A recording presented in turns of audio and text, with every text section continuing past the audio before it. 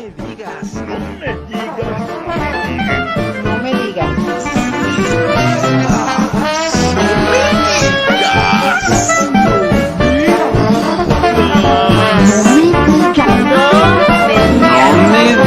Café con sabor amargo. Lo curioso es a quién se lo va a competir. ¿Ya? Señores, gracias por estar con nosotros en un programa más de Café con sabor amargo con don Luis Correa. Don Luis, gracias nuevamente por estar hoy con nosotros. Muy buenos días, gracias a ustedes, gracias Gerardo, gracias a la producción y gracias al público que nos ve y nos escucha a través de esta transmisión. Luis, muchos temas nacionales, muchos temas que abordar. Oye, realmente yo me siento un poco confundido porque, no sé, hablamos de Tabasco, hablemos de cáncer, hablemos de feminicidios, sabemos qué hablar hoy, Luis. De verdad, hoy sí me tengo completamente descontrolado de todo lo que está pasando. Bueno, pues Gerardo, sí hay muchos temas por abordar, las inundaciones, la reacción del gobierno, la posición de Andrés Manuel al respecto de la situación internacional, de la situación local, pero la producción nos ha hecho una propuesta, o más bien yo diría casi un reto, ¿no? Es el análisis de las elecciones de Estados Unidos y su eventual vínculo o cómo proyectar lo que ahí sucedió con lo que puede suceder en México en las elecciones del próximo año, las del 2021. Y bueno, pues lo intentaremos abordar sin aburrimiento de nuestros espectadores, sin aburrimiento del público, ¿no? Porque las elecciones de Estados Unidos se han abordado muchísimo, se ha hablado muchísimo, pero pues, si vamos a hablar al respecto es el día de hoy, estoy de acuerdo con la producción, porque si no, pues esto va a pasar más tiempo. Mira, yo trataría de abordarlo tocando algunos aspectos que no han sido del mayor interés a la hora de analizarlo. ¿Por qué? Porque principalmente ha sido analizar quién ganó, quién está con quién y cuáles son sus efectos a futuro, eventualmente en la política internacional y específicamente la relacionada con México. Y si bien eso es muy importante, pues tal vez por deformación u oficio a lo largo de mi vida, pues yo tomaría otros aspectos para darle la importancia. No es que no hayan sido mencionados, pero no han sido escarbados de alguna manera. Y empezaría por decir o hablar de las encuestas, ¿no? La semana pasada incluso yo hablaba, o en programas anteriores, de mi poca convicción de las encuestas. Bueno, pues lo primero que abordaría de las elecciones de Estados Unidos es que, pues, siendo un país tan desarrollado en materia mercadológica y que para la mercadotecnia el elemento principal que se tiene que detectar son las preferencias de tu mercado, o sea, un país tan capaz en materia de mercadeo, resulta que ahí las encuestas no reflejan lo que va a pasar. O sea, el que le hayan atinado eventualmente al ganador no significa que hayan descrito el evento que se iba a dar, ni la magnitud del evento que se iba a dar, ni la escasa diferencia que iba a haber entre los oponentes.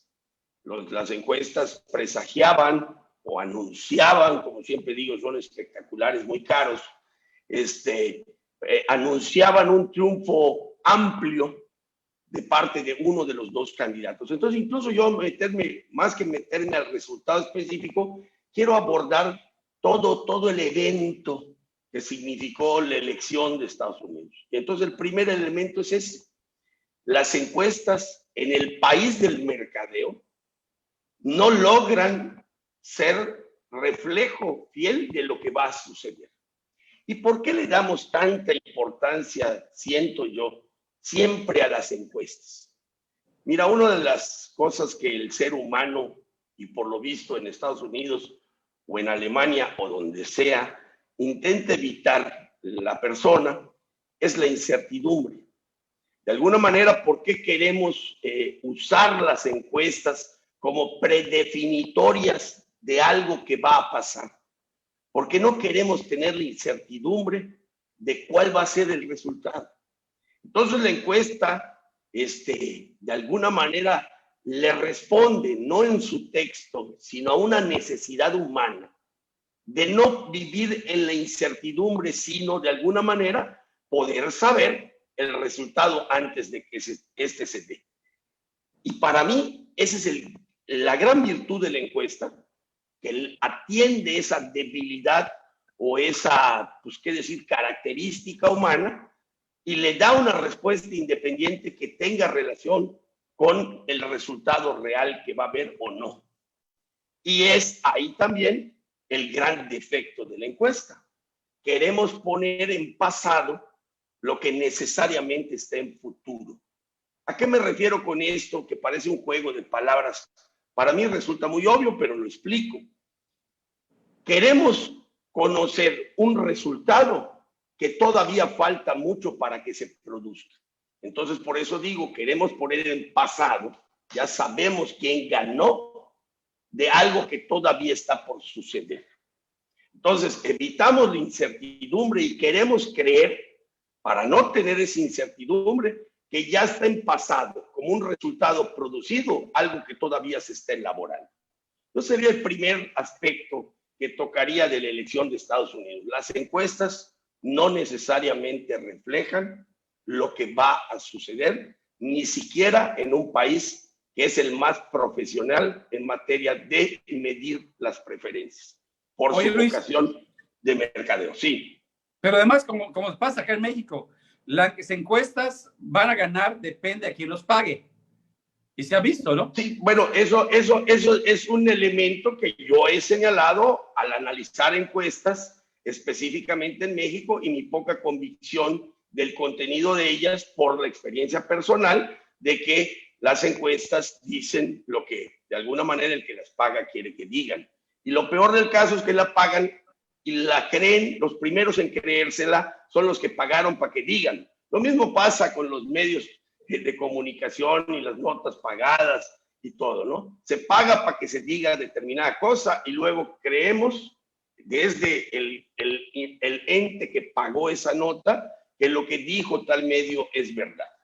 Entonces, a ver, tratando de atender la invitación o el reto de la producción, el primer elemento que tenemos que tomar en cuenta que puede tener alguna similitud con lo que pueda pasar en México o lo que esté pasando en México es la encuesta de una preferencia que determina quién va a ganar en un proceso que todavía está empezando. Entonces, estamos o tratan las encuestadoras de atender esa necesidad humana de decir una resultante de algo que todavía está por construirse o por verse. Primero. En segundo, sigue siendo predominantemente válido.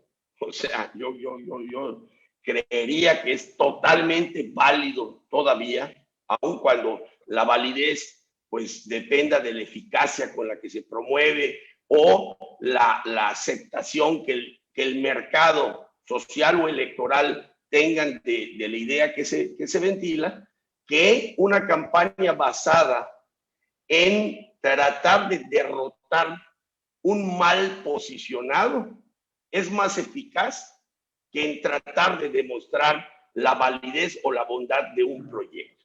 ¿A qué me refiero con esto? No podemos negar, independientemente que creamos los resultados de la elección de Estados Unidos con pesos y centavos, es decir, exactamente cuántos votos o a favor de él, e incluso dudando quién finalmente, si hay alguien que todavía duda quién ganó la elección. No podemos dudar que la candidatura de Biden se construye en buena medida en el deseo de un buen núcleo o de una buena masa sociopolítica y económica de Estados Unidos por derrotar a Trump. O sea, finalmente el candidato, la cara visible o la cabeza que iba a encabezar electoralmente el esfuerzo era de alguna manera lo de menos. Aquí lo que se trataba era de conformar una fuerza política que se tradujera electoralmente en una fuerza competitiva que le arrebatara el poder a quien hoy lo ostentaba, hasta quien hoy lo ostenta todavía, ¿no? Que es Donald Trump. Entonces aquí vemos que independientemente de la fuerza que tenga un candidato o un gobernante, tú puedes armar una fuerza opositora a partir de buscar aglutinar el voto de rechazo. O sea, finalmente hasta el mismísimo Andrés Manuel eso hizo. ¿Cómo construyó su fuerza política en México? Aglutinando el rechazo anímico de un electorado a una serie de actores políticos y siglas partidistas electorales. Entonces, resulta que en las batallas electorales, algo que yo he dicho hasta la saciedad, es que se construye en buena medida masas electorales de rechazo a una persona, a algo que signifique determinada cosa, y que eso es más fácilmente construible que una mayoría de adhesión a determinado proyecto político, a determinadas ideas, etcétera, etcétera. Es decir, la venta de lo bueno es más complejo que la venta de lo malo del otro. Entonces yo lo que salgo a vender, de alguna manera, es que eso que existe hay que rechazarlo, hay que combatirlo, y en la medida que me identifica el electorado como el representante de ese movimiento de rechazo, los votos van a venir para mí. Entonces ahora resulta que la campaña, una vez más, o una campaña en México ha habido, yo he señalado específicamente porque me parece el más significativo, la elección de Vicente Fox, que se lanzó a la batalla político-electoral con un canto de guerra, fuera el Pi de los Pinos. Entonces, esa convocatoria es un aliciente emocional muy fuerte para construir adhesión entre gente que no comparte las mismas ideas. O sea, tú electoralmente o políticamente puedes lograr que se unan hasta polos opuestos cuando de derrotar al mismo que identifican como adversario o idea o acción o gobierno a derrotar, los une. Entonces, a ver, ¿y esto qué tiene que ver con México? Que eventualmente la posición del gobierno federal, específicamente de Andrés Manuel López Obrador, puede ser lo suficientemente aglutinante o motivante para que la sociedad y los actores políticos construyan, no busquen, construyan una fuerza política y social suficientemente fuerte y competitiva que se presente a las elecciones del 2021. Oye, Luis, no necesariamente se requiere una estructura, porque es claro que en las elecciones de Estados Unidos el resultado de Biden, independientemente, insisto, de pesos y centavos, es muy superior a cualquier resultado previo. Entonces, a ver, Biden era el candidato que lograba una adhesión de tantos ciudadanos porque era enormemente atractivo como candidato. Yo no creo que nadie crea eso ni en Estados Unidos, pero tampoco se ha abordado así tan claramente, porque es obvio, al menos para mí, resulta obvio que lo que él obtiene de apoyo no lo es necesariamente a su persona o a sus ideas, sino a su propuesta en la circunstancia de ser el candidato que derrotara a un presidente como Trump. A ver, perdóname. No, esa es la idea, es eso, ¿no? Realmente todo lo decíamos de Biden, no era una persona demasiada, que digas, muy, muy campañero o que tiene una personalidad, pero la gente de Estados Unidos, como tú dices, tenía que unirse porque representaba la represión, representaba el egocentrismo, o sea, eran las características de Trump que siempre reflejó. Pero acá, Luis, en México, tú también lo dijiste, ¿por qué ganó AMLO? AMLO ganó porque la gente dijo, ya basta de lo que está pasando. Pero esto se le está revirtiendo ahorita también a AMLO. A AMLO se le está revirtiendo porque la gente esperaba algo y ahora la gente ya se está uniendo, ¿sí? A pesar de que él no quiera, de toda la base, de toda la gente en contra de lo que él representa.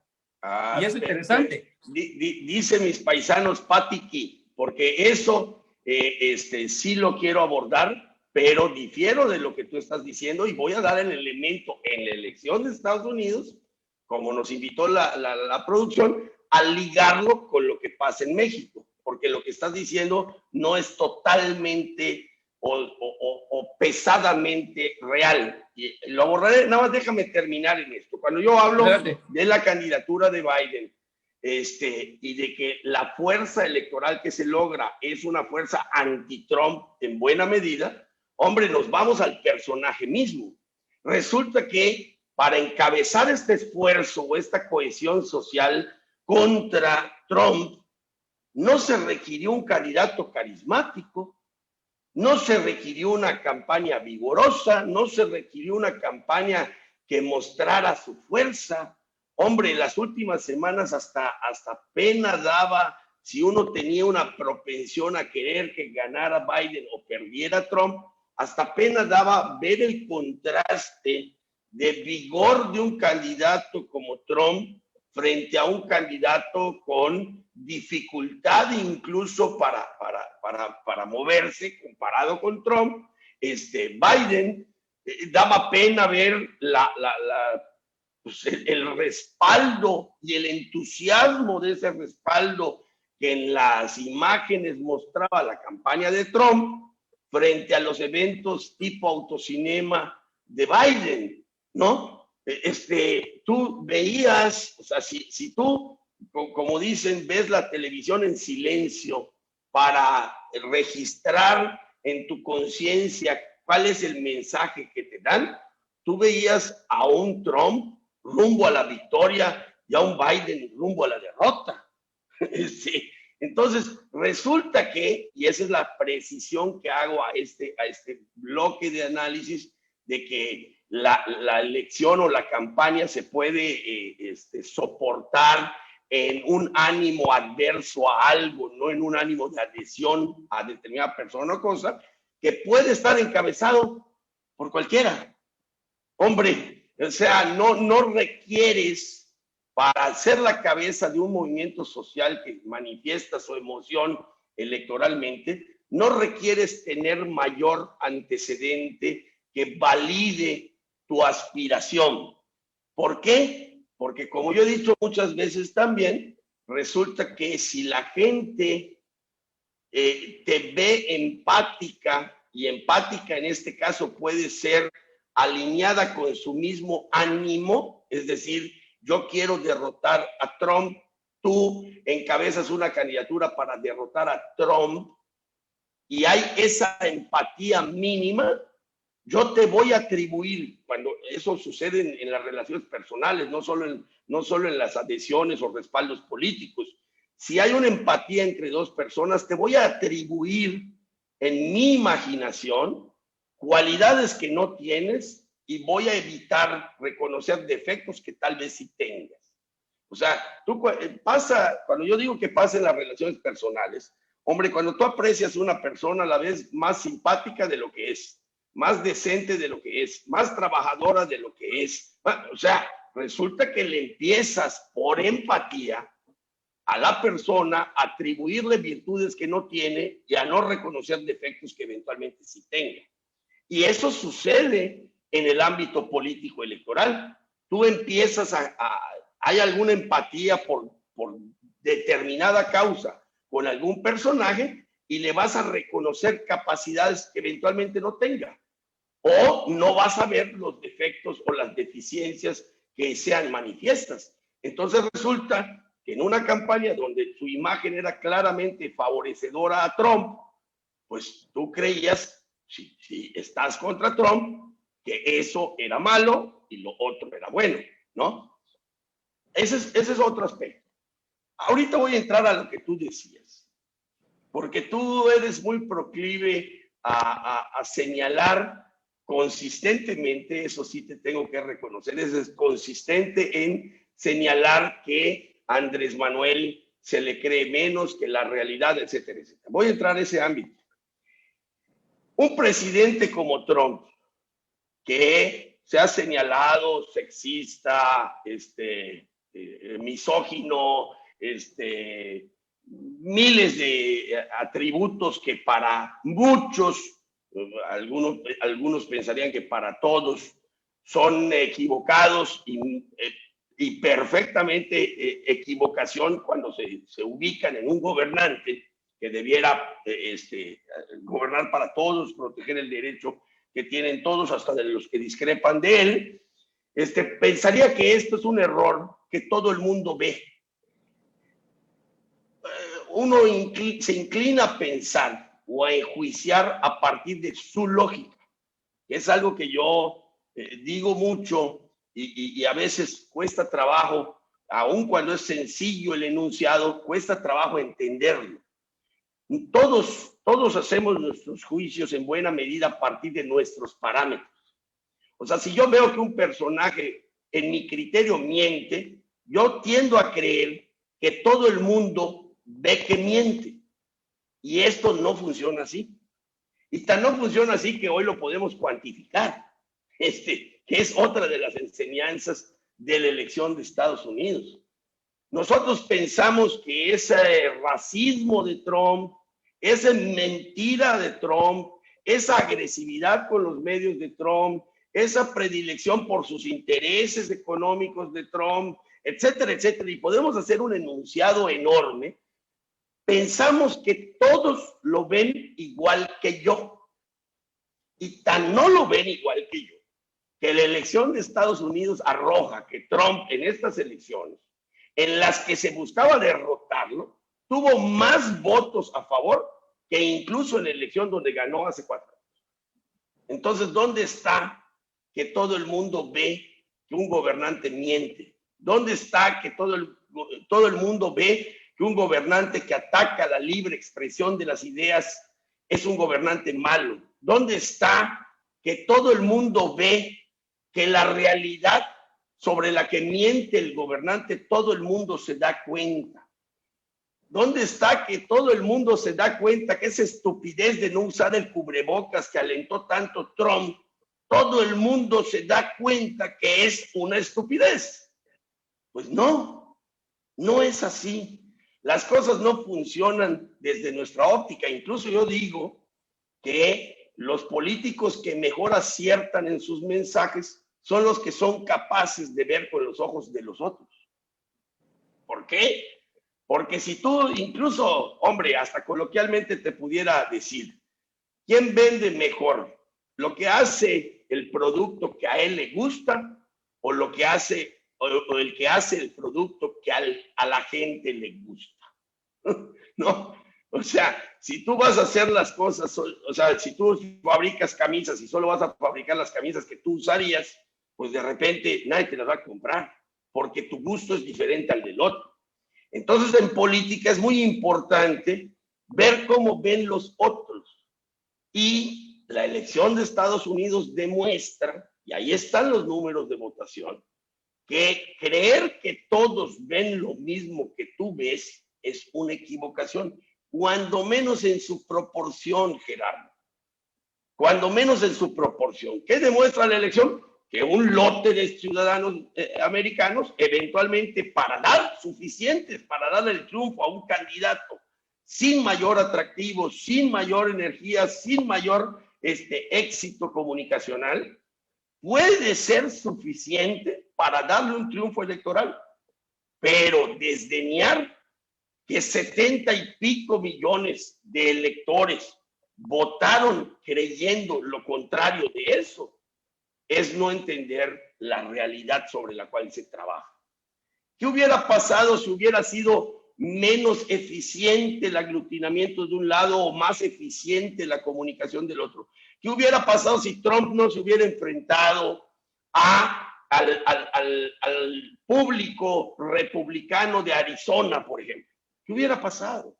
O sea, de repente empiezas dentro de toda su política a distinguir algunos elementos que si se hubieran omitido como errores, hubieran dado un resultado diferente, y a pesar de no usar el cubrebocas, a pesar de ser misógino, a pesar de ser racista, a pesar de hubiera ganado. Y entonces, ¿qué estarías diciendo tú? que resulta que las mentiras que un gobernante dice que tiene capacidad comunicacional son creíbles para un lote de ciudadanos demasiado grande. Entonces, cuando menos, independientemente de nuestra convicción de quién haya ganado y por cuántos votos, cuando menos en el electorado de Estados Unidos, todas esas cosas que nos parecen absurdas son válidas para la mitad. Y Oye, Luis, entonces, ¿sí? pero acá lo interesante también es el trabajo que hizo de los medios de comunicación, el trabajo que se hizo de las redes. O sea, eso fue muy importante, porque ya realmente hubo una manifestación en tanto los medios, tanto las redes, como atacar a la gente, como atacar a los medios, quieras o no. Eso hizo que esa parte, donde veamos un Biden, como tú dices, prácticamente 2 semanas antes que decías, pobre Biden, lo están apaleando, pero la reacción de la misma gente a través de las redes hizo que lo levante a través de los medios. O sea, no dependió de Biden, sino de la gente. De acuerdo, vuelvo a lo mismo. Es el ánimo social que decide elecciones, nada más que no omitas. Por eso yo digo es que pensar quién ganó las elecciones distrae del contenido del proceso. O sea, cuando tú dices ganó Biden o ganó Trump, porque estoy todavía a favor de Trump y le tuvieron que hacer fraude, si no. A ver, esa discusión impide ver con claridad que cuando menos hay la mitad del electorado americano que sí cree en lo que Trump le vendía. Creía en la mentira, creía en la misoginia, creía en todo su política, ¿no? Entonces, resulta que no para el 100%, en este caso solo para el 50% o el 50% más punto y fracción, porque la diferencia en un mercado electoral de 150 millones que te lleven 4 millones, pues no es la gran diferencia, son 4 millones, muchísimos votos. Bueno, tienes un electorado de 10, pero cuando tienes un electorado de 150 millones, oye, 4 millones no es un triunfo arrasado. Sí. Es más, suponiendo que concluya el proceso como todo parece indicar que se vaya Trump. A ver, con Trump se va. Todos los americanos que creen en esas cosas que Trump les vendió, perdóname, hay 70 millones de gentes que creen las cosas que Trump le vendía. Así es. Y con esas va a tener que gobernar Biden, ¿eh? O sea, no va a gobernar Biden solo con los que le creyeron que había que derrotar a Trump. Va a gobernar con 70 millones de electores que creen las cosas que le decía Trump como válidas para la sociedad norteamericana. Entonces, eso es una realidad que se puede cuantificar hoy en votos en la elección de Estados Unidos y que traerlo a México me lleva a decirte, como tantas veces te he dicho, a ver, no todos creen que es mentira. No todos creen que cada vez que el presidente de México dice estamos bien, no todo el mundo cree que es una mentira que dice que estamos bien.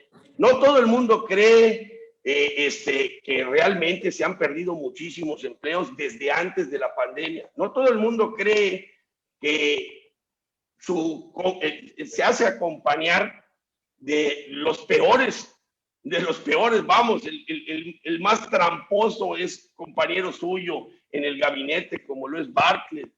No todos creen que la Secretaría de la Función Pública solo sirva para dar certificados de buena conducta a los de casa, porque para eso sirve. Ahorita ya como se exoneró al hermano del presidente, a Pío. No todo el mundo cree que es terriblemente pues grave que el presidente no dé medicinas para los niños con cáncer. No todo el mundo cree que inyectarle todo el dinero que se está llevando Pemex es una estupidez. No todo el mundo cree que, ¿cómo se llama? La cancelación del aeropuerto de Texcoco haya sido una aberración que ha asustado a inversionistas, a capitales, ya ha inhibido la generación de empleos en este país. No todo el mundo cree lo que podemos creer nosotros. Por eso digo que la elección de Estados Unidos hay que analizarla no solo por quién ganó, quién perdió. Toda esa realidad que se ve y que se puede cuantificar, de la mitad del electorado de Estados Unidos que cree en lo que para nosotros son mentiras evidentes, imposibles de solaparse, imposibles de ocultarse, pues resulta que no es así, porque hay un grueso del electorado que sí lo cree. Entonces, para no operar sobre bases equivocadas, hay que entender estas cosas. Si uno cree que lo que yo creo lo creen todos, pues entonces ya ganamos, vámonos a la casa, ¿no? Ya ganamos, todos van a estar conmigo porque lo que yo veo es lo que todo el mundo ve. Y si yo represento lo que pienso, pues todo el mundo va a estar de acuerdo con eso y se acabó. Ya no va a haber, no es así. Si hoy en México todavía se manifiesta, independientemente, lo he dicho siempre, que se crea que tiene el 40, el 50 o el 60 o el 70, es un 40, 50, 60 o 70 que sí cree en lo que para nosotros puede ser una mentira evidente, ¿no? Resulta que sí hay un 40, 50, 60 o 70 que no le importa que haya 95,000 muertos en cifras oficiales por coronavirus o no identifica irresponsabilidad gubernamental en ese dato. Dice, no, justifica, se mueren en todos lados. Y poco le importa que México sea el número 1 en materia de muertos del servicio médico, o sea, del ámbito médico, doctores y enfermeras, etcétera, etcétera. Entonces, usando el análisis de Estados Unidos, de la elección de Estados Unidos, lo que pasó, pensando en la elección de México, hay que pensar en eso. A ver, encuestas no reflejan la realidad, son anuncios publicitarios. Al que está fuerte en el gobierno se le puede hacer una política de rechazo si tiene elementos de dónde jalar, ¿no? Y de repente no tiene que ser ni el gran candidato ni la gran estructura política o la gran fama de partido para que gane las elecciones. El ánimo social lo determina un resultado electoral. Las creencias respecto de la bondad o maldad de una política pública o un enunciado o un discurso, no todos creen que es correcta ni todos creen que es falsa. Entonces, de alguna manera, la eficiencia de la comunicación respecto de ellas va a determinar la potencialidad de tu aspiración. Si yo soy eficiente en comunicar lo absurdo que resulta lo que sostiene el gobernante en turno, seré un candidato opositor con potencialidad de triunfo en las elecciones. Si él es más eficaz comunicacionalmente en transmitir sus ideas, aunque aparentemente para muchos sean absurdas, va a seguir ahí y va a mantener la base de su respaldo. Es el caso de Trump. O sea, para nosotros, en un país de libertades como Estados Unidos, atacar como atacaba él a los medios de comunicación nos puede parecer una estupidez, como nos puede parecer en México. Pues resulta que en Estados Unidos y resulta que en México hay quienes lo aplauden. Así de sencillo. Y eso es lo que de alguna manera podemos plantear de acuerdo a lo solicitado por la producción. Esta es la elección de Estados Unidos, o sea, más allá de que se pronuncie, de que le acepte, yo no, ese incluso no sería tema para mí, pero si quieren lo comento rápidamente, la cuestión del reconocimiento del presidente Andrés Manuel al triunfo de Biden.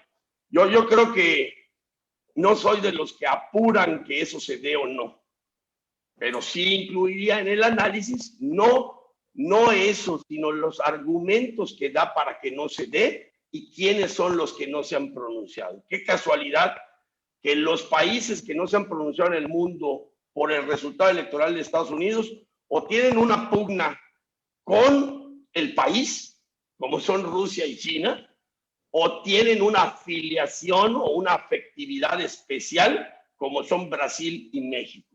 No es coincidencia. Y el argumento del presidente de que es por prudencia, pues, híjole, ¿cómo creer en esa palabra cuando fue lo suficientemente imprudente para ir a hacer campaña por Trump en estas pasadas elecciones. Entonces, a mí lo que sí me interesa de esto, más que en sí el pronunciamiento a favor o en contra, es qué lo sustenta. ¿Qué lo sustenta y a quién se está uniendo en el mundo?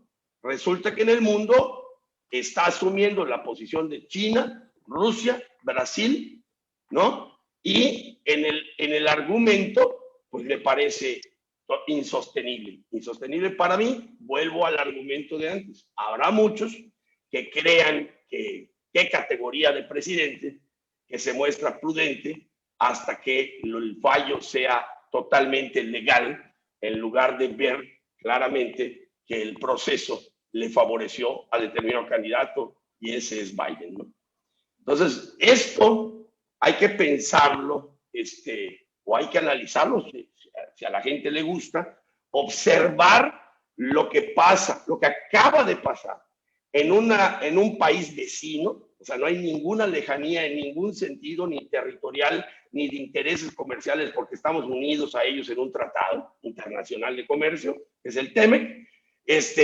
Observar eso, observar lo que sucede en México y entonces sí tener claramente lo que puede suceder en el 2021. Formarse la oposición y constituir una mayoría de rechazo a la política que está instrumentando Andrés Manuel en contra, para mí, del interés de México, no de algunos mexicanos, de México, o resulta que él, esa mayoría de adhesión que tiene es en función de que la gente cree que lo que hace es correcto y demás. Pero en resumidas cuentas y para finalizar, yo diría, la elección de Estados Unidos ya pasó. El 2021 es futuro. ¿Qué va a pasar en el 2021? Esa historia todavía está por escribirse. Luis, gracias. Y esta historia todavía comienza. Hasta la próxima. Hasta la próxima. No me digas. No me digas.